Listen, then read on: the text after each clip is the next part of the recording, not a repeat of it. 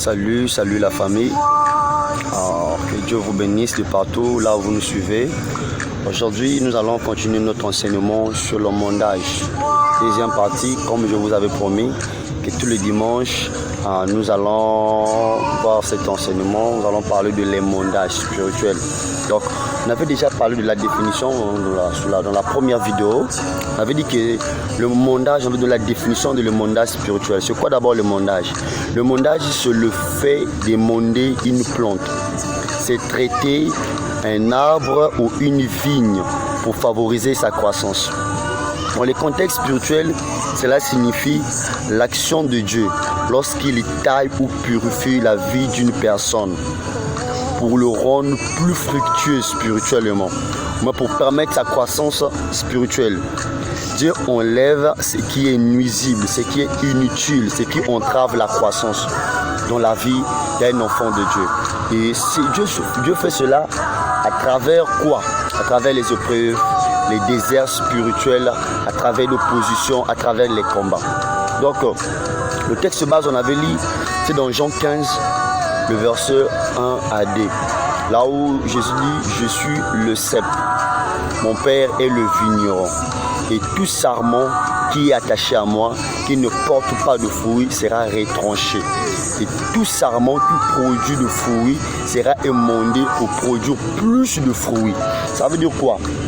Pour chaque personne, il y a un peu de fruits. Tout chrétien qui porte de fruits, un peu de fruits, sera émondé. Sera émondé par des épreuves, par des séparations, par des pertes, pour produire plus de fruits. Mais celui qui ne produit pas de fruits, ça veut dire qu'il sera retranché. Donc les sarments, c'est les chrétiens. Le vigneron, c'est Dieu. Le cep, c'est Jésus. Ça veut dire quoi? Le sarment ne peut pas vivre sans le cep. Le sarment est toujours rattaché au cep. Ça veut dire qu'un chrétien ne peut pas vivre sans Jésus. Tout chrétien il doit être lié à Jésus. Le Saint-Esprit, c'est l'image du sève qui nourrit les branches, de la racine aux branches. Alors, nous devons produire des fruits. Quand on ne produit pas de fruits, lui-même, c'est le Père qui retranche le sarment qui ne produit pas de fruits. Mais le sarment qui produit de fruits sera émondé pour produire plus. Donc déjà, on voit déjà le but de l'émondage, c'est produire plus de fruits. Et ce soir, nous allons voir le pourquoi de l'émondage. Pourquoi Dieu nous émonde? Dieu nous émonde. D'abord, Dieu nous émonde pour nous manifester son amour. L'émondage, c'est un acte d'amour. Ce n'est pas un acte peut-être de méchanceté. Parfois ça nous fait mal, parfois ça nous fait pleurer. On dit pourquoi Dieu nous fait passer par des épreuves, pourquoi Dieu a permis cette perte, pourquoi Dieu a permis cette séparation. Mais Dieu parfois il nous fait avancer en reculant.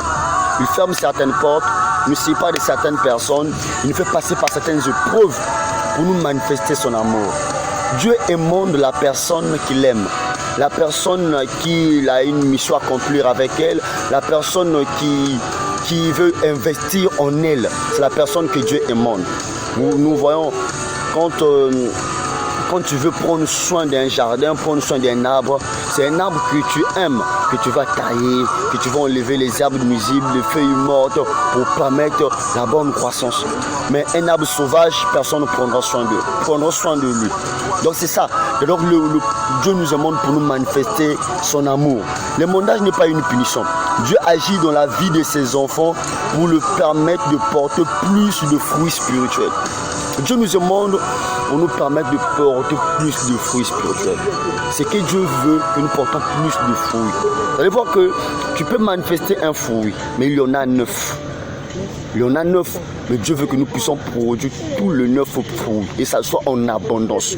Vous voyez, c'est ça le soin de Dieu. C'est ce que Dieu attend de nous. Donc l'émondage n'est pas une punition. L'émondage n'est pas une punition.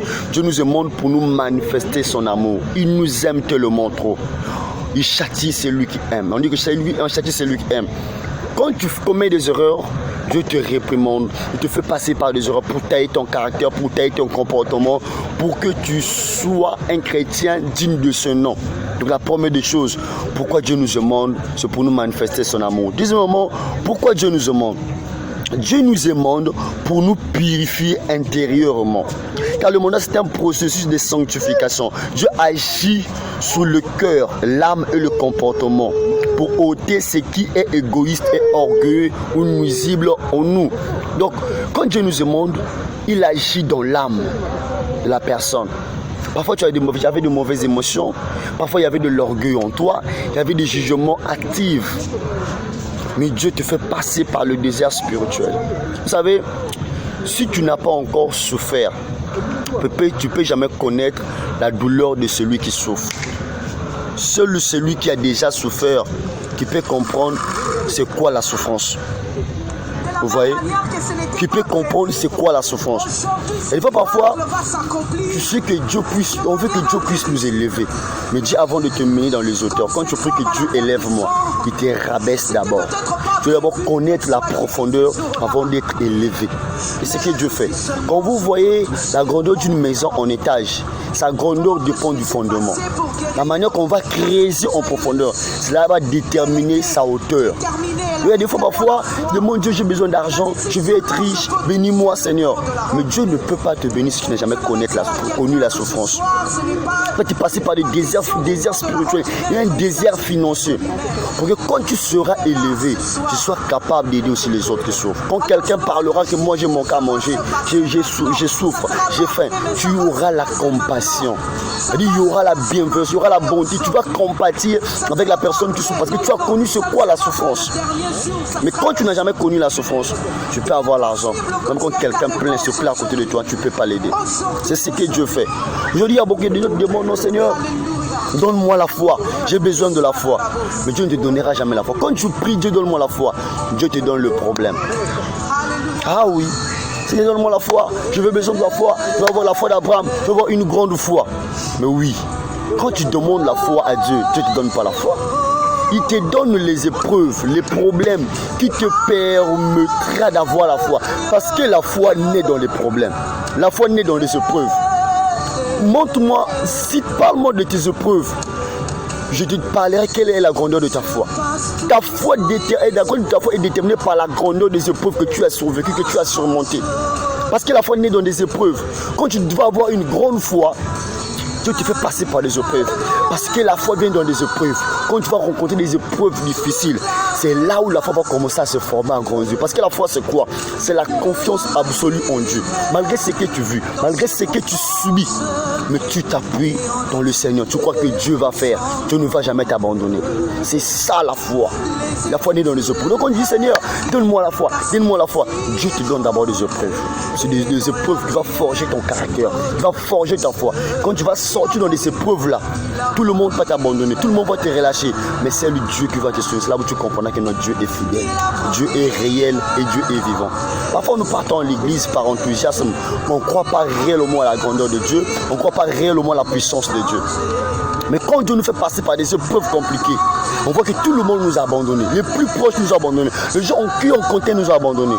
C'est là où Dieu vient, il intervient, il agit. C'est là où on réalise la grandeur de Dieu. C'est là où notre foi en Dieu grandit. Et vous voyez. Donc Dieu veut nous purifier, enlever ce qui est mauvais. Donc quand Dieu nous demande pour nous purifier de mauvais comportements, de mauvaises pensées, et pour augmenter notre confiance en lui, augmenter la foi en lui. Parce que pour nous rapprocher plus proche de lui. Vous savez, il y avait un patriarche dans la Bible qu'on appelait Jacob. Jacob, à un moment, il avait aimé sa femme plus que tout. Il a été tellement aimé sa femme, Dieu lui a pris cette femme-là qu'il aimait beaucoup. Cette femme lui avait donné un enfant au nom de Joseph. Il avait aimé cet enfant plus que tous les autres enfants. Mais Dieu lui a arraché cet enfant-là. Il était rentré pendant 17 ans. Après 17 ans, on lui a dit que ton enfant est en vie. Et ce jour-là, il s'est encore appuyé sur Dieu de nouveau. C'est là où Dieu a dit, descends en Égypte. C'est là où je vais fermer tes yeux. Ton enfant va te fermer les yeux. C'est quoi? Il s'appuyait plus sur Dieu, mais il comptait plus sur les hommes.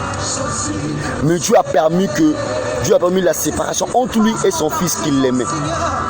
Pour qu'il s'appuie de maintenant sur Dieu. Oui, il s'appuie sur Dieu. Cette fois-ci, il s'est appuyé sur Dieu. Donc quoi? Dieu faisait cela pour avoir de la confiance. Parfois Dieu permet pour qu'on puisse avoir plus de la confiance en lui. Nous puissions compter plus en lui. Donc c'est un peu ça. Dieu nous invite à la confiance. Dieu nous demande par des épreuves, par des situations difficiles, pour avoir plus de la confiance en lui. Amen. Donc c'est un peu ça.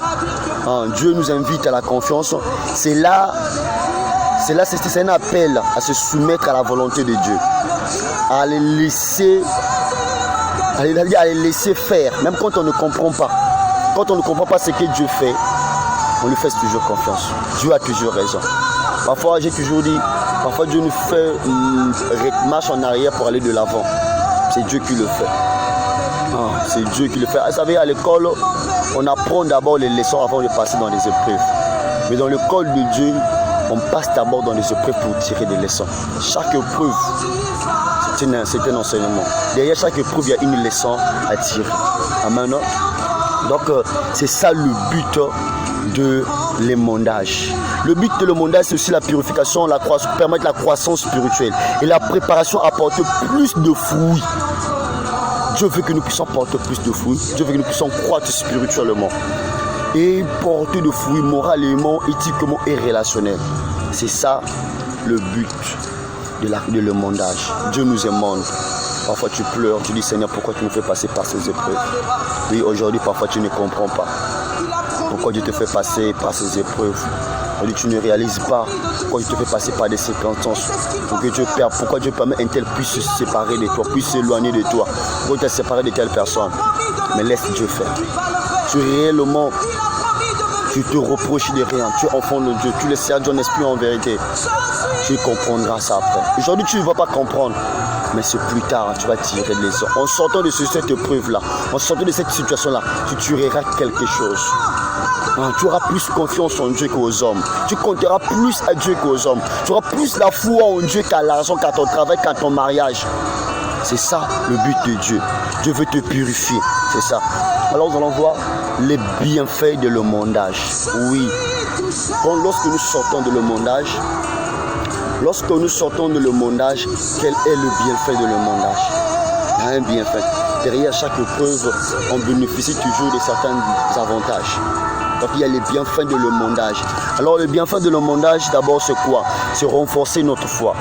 Quand on sort d'une épreuve, la foi augmente. Notre foi grandit. Parce que la foi a des dimensions. Il y a la petite foi, il y a une grande foi. La foi a des dimensions. Donc quand on sort dans une épreuve, le but c'est de grandir. Imagine une femme qui a été stérile pendant 10 ans. Il a prié le Seigneur. Elle n'est pas partie de gauche à droite. On lui a donné les conseils. Il faut faire ça, il faut faire ceci, il faut faire cela. Mais elle est restée fixée, les yeux fixés dans le Seigneur, vers le Seigneur. Elle a prié. Et le jour que Dieu va l'exaucer, elle a fait 10 ans de stérilité. Le jour que Dieu va l'exaucer, quelle sera sa confiance vis-à-vis de ce Dieu-là? Quelle sera sa foi vis-à-vis de ce Dieu? Tu ne peux pas lui dire le contraire. Elle peut subir encore d'autres problèmes. Mais cette femme-là n'aura pas la même foi que celui qui souffre du palu. Parce qu'elle est sortie d'une épreuve de 10 ans de stérilité.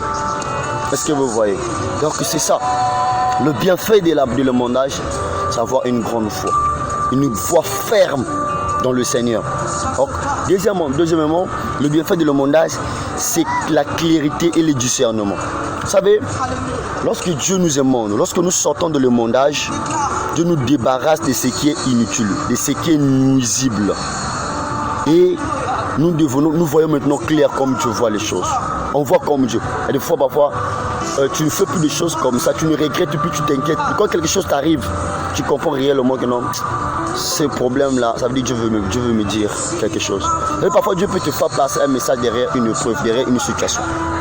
Parfois, il ne te parle pas d'une voix audible, mais il te permet un problème, permet une situation pour te passer un message.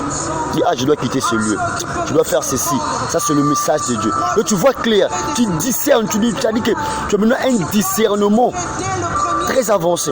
C'est-à-dire tu lis les choses, tu lis les événements, tu lis les circonstances. Parce que quoi? C'est les bienfaits de l'émondage. Tu as été éprouvé.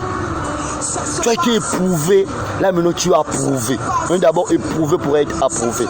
Dieu nous éprouve, c'est-à-dire Dieu nous éprouve d'abord avant de nous approuver. Alléluia. Éprouver et approuver, c'est deux verbes différents.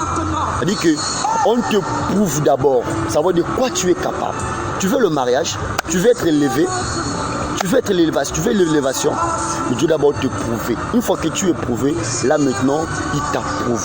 C'est comme Job. Job a été éprouvé avant d'être approuvé. Amen. Donc c'est ça l'avantage, les bienfaits de l'émondage. Tu ne seras plus un chrétien vacillant, de gauche à droite, non. Un chrétien ferme, parce que tu vas produire de fruits. Tu auras la tempérance, tu auras la maîtrise de soi, tu auras la foi, tu auras la patience, tu auras l'amour.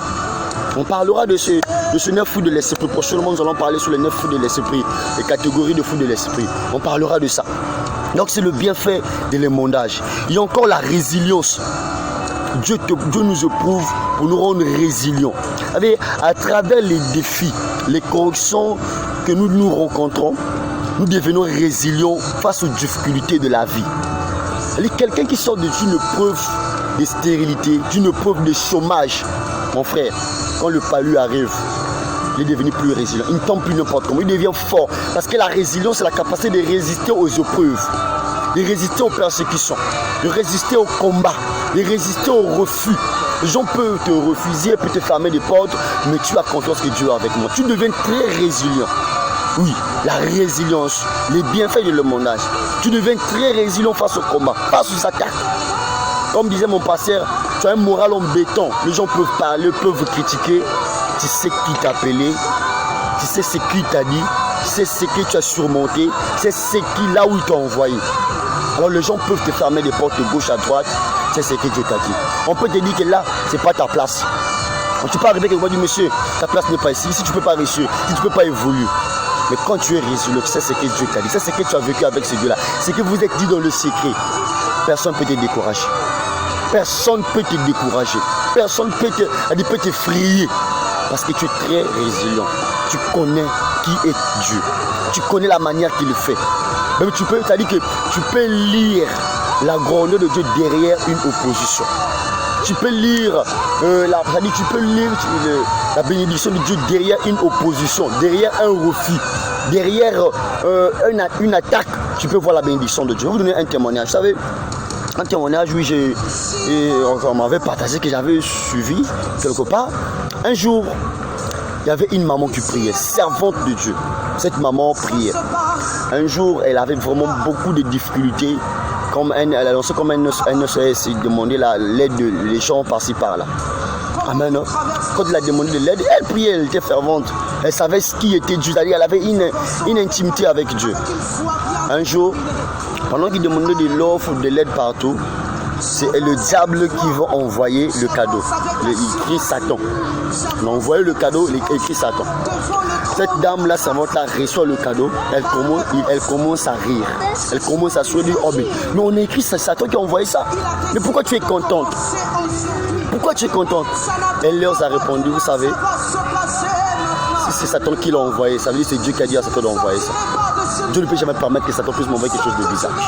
Je disais quand elle va voir Satan, elle aura peur, non. Ça veut dire quoi? Cette maman avait l'intimité avec Dieu. Elle savait lire la bénédiction de Dieu, même derrière les épreuves, même derrière Satan. Tout simplement pour vous dire quoi? Que quand quelqu'un est résilient, tu peux lire la bénédiction de Dieu derrière l'opposition, derrière les épreuves, derrière les combats. Tu peux être dans un endroit là où tu es entouré par des combats, tu es persécuté, tu es attaqué.